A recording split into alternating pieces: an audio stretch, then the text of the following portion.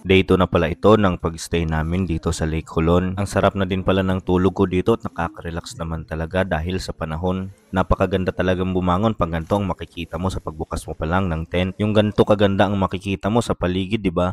Nakakawala ng pagod. Yung tipong nakakapagmuni-muni ka, yung tipong nakaka-relax ka dahil alam mong nasa malayo kang lugar, sa lugar na walang maingay, walang gulo, tahimik at napakapayapa. Ngayon ay papunta na kami doon sa outlet. Isang area dito sa Hulon na pwede mong maliguan, na pwede kang magbanlaw at pwede kang manabon doon. Pero bago ka makapunta doon ay sasakay ka muna dito ng bangka at mas may enjoy mo pa talaga ang Hulon habang papunta ka doon sa outlet dahil sa napakagandang view na binibigay nito habang sumasakay ka.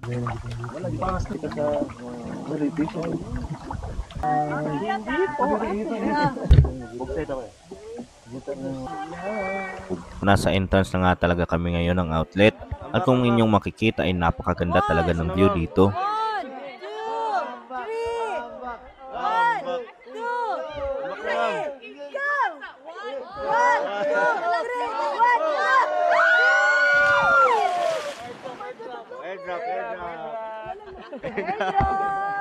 Isa rin sa magandang experience dito sa Hulon ay yung nakikipaghalubilo ka sa mga kasabayan mong mga hikers na kahit nga sa ibang organizer sila ay nakapagbibigay pa rin sila ng tawa, saya kapag nandun ka. Nakadaong na nga kami sa outlet nila at sobrang lamig naman talaga ng tubig dito kaya hindi ko na naiwasang magkape at kung makikita nyo mga katawan namin ay umuusok naman talaga. Kaso gano'n ka rin. Kaso kasi kay double sa kapyong na Nagaso ko wala. Wala lang ang dito mo gumakan. Double. Oh, nawa naman. Isang double to. Wala nagkontent.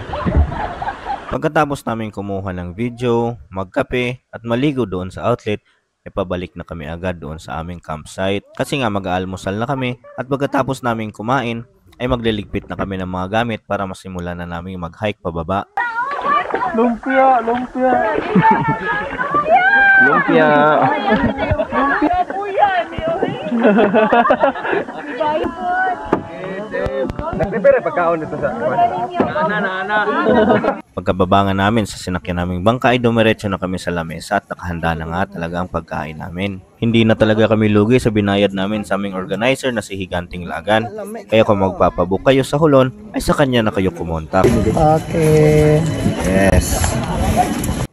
Pagkatapos nga namin kumain ay nag-pack up na kami kasi bababa na kami ng Lake Hulon. At pagkatapos nga namin magligpit ay sumakay na kami ng bangka papunta doon sa Kuli Trail kasi doon kami lalabas.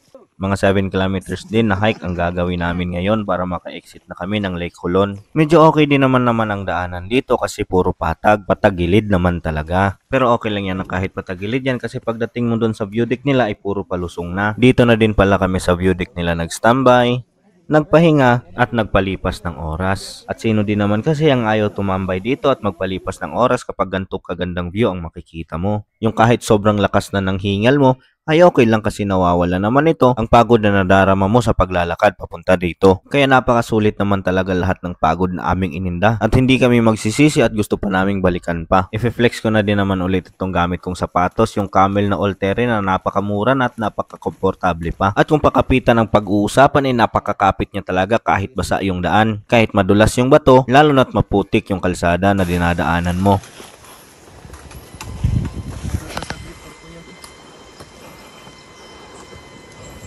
Natatanaw na pala namin dito banda yung receiving area ng Kuli. At medyo malapit-lapit na nga lang kami. At nagdahan-dahan na kami sa pagbaba at hindi na kami nagpahinga pa kasi dinediretso-diretso na namin ito kasi uwing-uwi na talaga kami. Kahit nga pala dito ay napakaganda naman talaga ng view. At mapapasabi ka na lang na Lake Hulon, I love you.